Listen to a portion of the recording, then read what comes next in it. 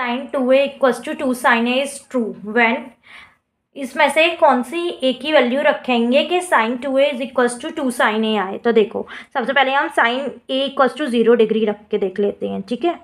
Sign 2a equals to 2 sine a when a equals to 0 degree, ठीक है। Sine 2 into 0 equals to 2 sine 0 degree. Sign 2 into 0 क्या हो जाएगा, 0 ही हो जाएगा।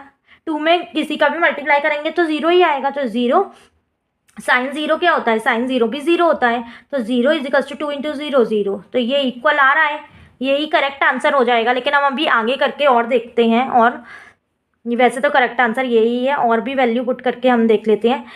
Sign 2a equals to 2 sine a when a equals to 30 degree, ठीक है।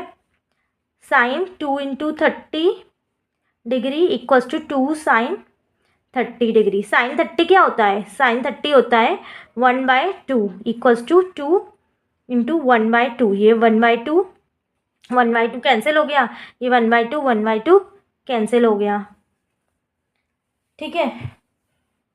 1/2 sorry, इधर पहले ये मल्टीप्लाई करेंगे ना, पहले वैल्यू क्यों रखेंगे इसमें। साइन ये 60 डिग्री हो गया और ये 1 वैल्यू आ गई, ठीक है। अब 60 की वैल्यू क्या होती है, √3/2, और ये 1 दोनों इक्वल नहीं है, तो ये करेक्ट आंसर नहीं हुआ। थर्ड ऑप्शन क्या है, 45 व्हेन ए इक्वल्स टू 45, ए की वैल्यू 45 है। तो साइन 2 इंटू 45 प्लस 2 साइन 45, इसमें इसका मल्टीप्लाई करेंगे साइन 90 आ जाएगा। 45 क्या होता है, साइन 45 होता है 1/√2, ठीक है। 1/√2 ही होता है ना, और साइन 90 होता है 1 इज़ नॉट इक्वल्स टू 2√2, ये भी नॉट इक्वल्स टू रहा। अब एक और लास्ट ऑप्शन रख के देख लेते हैं, साइन 60, ठीक है, when a equals to 60। Sine 2 into 60 equals to 2 sine 60।